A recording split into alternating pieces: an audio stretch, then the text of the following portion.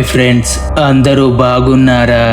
ఈ వీడియోలో నిజంగా జరిగిన ఒక భయానక కథ గురించి తెలుసుకోబోతున్నాం. స్టోరీ మాత్రం ఇంట్రెస్టింగ్ గా ఉండబోతుంది.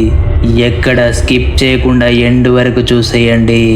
టైటిల్ నేమ్ ఆఖరి ఫ్లోర్. కేరళలోని హరిహరపురం అనే ప్రాంతంలో కొత్తగా 10 ఫ్లోర్ల అపార్ట్మెంట్ కట్టారు. కానీ లిఫ్ట్ లో 11 అనే బటన్ కూడా ఉంది. ఈ సమయంలోనే రాజేష్ అనే అబ్బాయి 7వ ఫ్లోర్ లో రెంట్ కి దిగుతాడు. లిఫ్ట్ బటన్ చూసిన రాజేష్ సెక్యూరిటీని అడిగితే టెర్రస్ కి దారి బాబు, పైన తాళం వేసి ఉంటుంది అని అంటాడు. రాజేష్ రాత్రి 2 గంటలకు పని మీద బయటకు వెళ్లాల్సి వచ్చింది. వెళ్దామనుకుని లిఫ్ట్ లోకి వచ్చి జీ బటన్ నొక్కాడు. కిందకి వెళ్లాల్సిన లిఫ్ట్ పైకి వెళ్లడం స్టార్ట్ అయింది. 8, 9, 10 ఆగకుండా 11 ఫ్లోర్ లోకి వెళ్లి డోర్ తెరుచుకుంటుంది. పైకి వెళ్ళాక బయట మొత్తం చూస్తే పూర్తిగా చీకటిగా ఉంది. గ్యాస్ వాసన కూడా వస్తుంది. గోడలు తడిగా ఉన్నాయి. దూరంగా ఒక గదిలోంచి టీవీ సౌండ్ వినిపిస్తుంది. అసలు విషయం తెలియని రాజేష్ క్యూరియాసిటీతో అటువైపు నడుచుకుంటూ వెళ్ళాడు.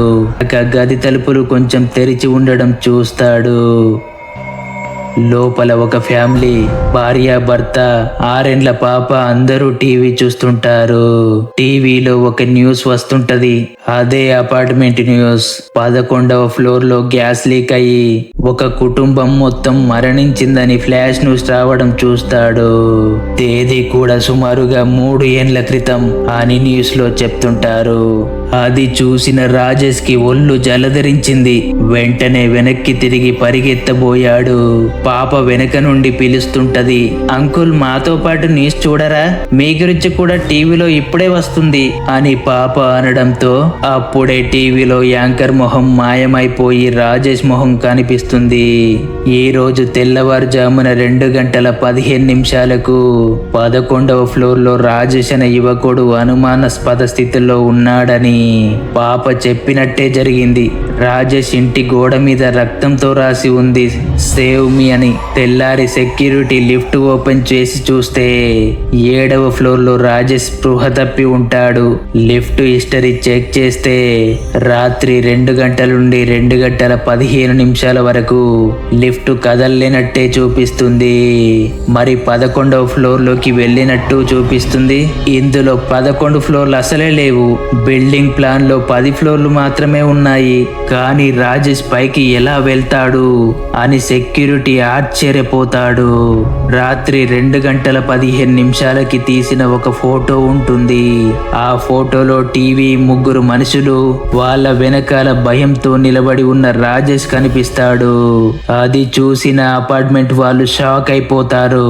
3 ఏళ్ల క్రితం జరిగిన సంఘటన మళ్ళీ అందరికి గుర్తుకు వచ్చి అందరూ భయపడిపోతారు. కానీ నిజానికి అసలు రాజేష్ నైట్ లిఫ్ట్ ఎక్కనే లేదు. ఫోటో చూస్తే వెళ్ళినట్టే ఉంది. ఏది నిజమో ఏది అబద్ధమో అర్థం కాకుండా ఉంది. కానీ జీ బటన్ నొక్కిన ప్రతిసారి లిఫ్ట్ ఒక క్షణం 11 ఫ్లోర్ దగ్గరికి వెళ్ళి ఆగి కిందకు వస్తుందట. ఇలా ప్రతిసారి ఇలాంటి సంఘటనలు జరుగుతుండడంతో ఆ అపార్ట్మెంట్ లో ఉన్న వాళ్ళంతా భయంతో రూమ్ ఖాళీ చేసి వేరే ప్లేస్ కి వెళ్ళిపోయారు. ఇప్పటికీ ఆ భయంకరమైన ఇల్లు అలాగే నిర్జీవంగా ఉందట. కానీ అక్కడ ఎప్పుడు టూలెట్ బోర్డు కనిపిస్తూనే ఉంటాయంట. విషయం తెలిసిన మనుషులెవరు అటువైపు వెళ్ళరు.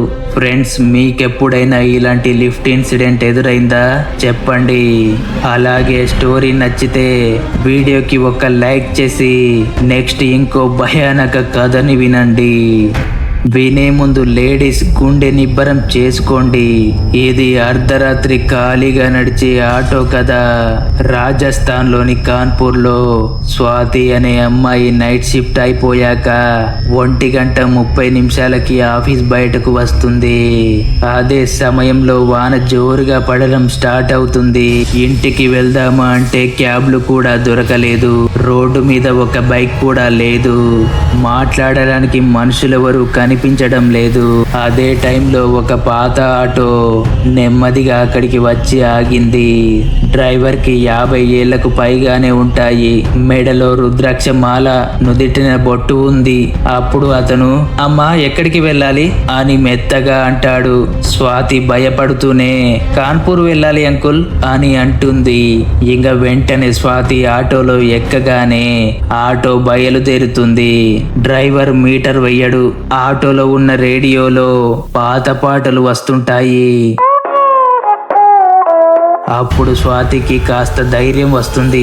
ఆటో ఒక పెద్ద ఫ్లైఓవర్ దగ్గరికి రాగానే స్పీడ్ తగ్గిస్తాడు. అమ్మా నీకొక విషయం చెప్పనా, అస్సలు కంగారు పడకు అని అంటాడు. నేను 2 ఏళ్ల క్రితం చనిపోయాను అని నవ్వుతూ అంటాడు. వామ్మో, స్వాతి షాక్ అయిపోయింది. అంకుల్ జోక్స్ వద్దు ప్లీజ్ అని అంటుంది. డ్రైవర్ రియర్ వ్యూ మిర్రర్ లోంచి చూస్తాడు. అతని కళ్ళు గుడ్డు సొనల్లా తెల్లగా భయంకరంగా ఉన్నాయి. అప్పుడు డ్రైవర్ స్వాతితో నిజమమ్మా, ఇదే ఫ్లైఓవర్ మీద లారీ గుద్ది నేను నా ఆటో బ్రిడ్జ్ కింద పడిపోయాం. నాకు ఒక కూతురు కూడా ఉంది. నా కూతురి వయసు కూడా నీ వయసే అని అంటాడు. అలా చెప్పగానే స్వాతికి ఏం చేయాలో అర్థం కాదు. అప్పుడు స్వాతి వెంటనే ఫోన్ తీసి 100కి డయల్ చేయబోతుంది. కానీ నెట్వర్క్ రాదు. బయట చూస్తే రోడ్డు ఖాళీగా ఉంది. షాపులు ఓపెన్ లేవు. స్ట్రీట్ లైట్లు కూడా ఆఫ్ లోనే ఉన్నాయి. ఏం చెయ్యాలో అర్థం కాలేదు స్వాతికి. చాలా భయపడిపోతుంది. భయపడకమ్మా అని అంటాడు డ్రైవర్. అర్ధరాత్రి ఒంటరిగా వెళ్లే ఆడపిల్లల్ని నేను సేఫ్ గా ఇంట్లో దింపుతాను.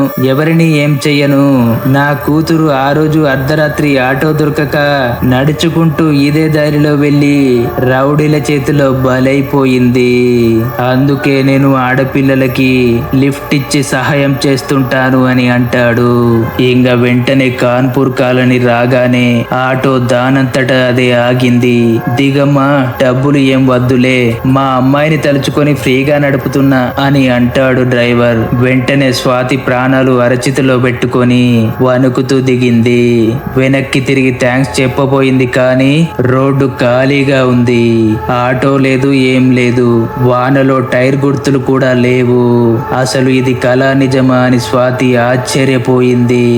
వెంటనే గబగబా ఇంట్లోకి వెళ్లి న్యూస్ పేపర్ చూసింది. 2 ఏళ్ల క్రితం ఇదే రోజు బయోడైవర్సిటీ ఓవర్ ఫ్లైఓవర్ మీద యాక్సిడెంట్ అయ్యి auto driver Rangaiah spot dead అయ్యాడని, అతని కూతురు ఆ రోజు రాత్రి కిడ్నాప్ అయ్యి హత్యకు గురైందని పేపర్లో చూసింది. అలాగే టీవీలో కూడా మళ్ళీ ఫ్లాష్ న్యూస్ రావడం చూసిన స్వాతి బిత్తరపోతుంది. మాటలు కూడా రావు ఆ టైంలో. స్వాతి ఈ సంఘటన ఎవరికి చెప్పలేక వెళ్లి గుబులుతో నిద్రపోతుంది. ఇప్పటికీ రాజస్థాన్ లో అర్ధరాత్రి 1 తరువాత ఒక పాత ఆటో తిరుగుతూనే ఉంటుందట. ఆడపిల్లలు చెయ్యి అడ్డు పెడితే డ్రైవర్ మీటర్ వేయకుండా ఎక్కించుకుంటాడంట. మగవాళ్ళు ఆపితే మాత్రం ఆటో అస్సలాగదు. Auto number RS09X444N. ఫ్రెండ్స్, ఒకవేళ ఎప్పుడైనా అర్ధరాత్రి మీకు ఈ ఆటో కనిపించి మీరు ఈ ఆటోలో ఎక్కితే మాత్రం దిగాక వెనక్కి తిరిగి చూడకండి. చూస్తే డ్రైవర్ సీట్ లో ఎవరు ఉండరు. ఫ్రెండ్స్, మొత్తానికి ఈ థ్రిల్లింగ్ స్టోరీస్ ఎలా అనిపించాయో కామెంట్ చేయండి. మరో ఇంట్రెస్టింగ్ స్టోరీతో మళ్ళీ వస్తా. Bye friends.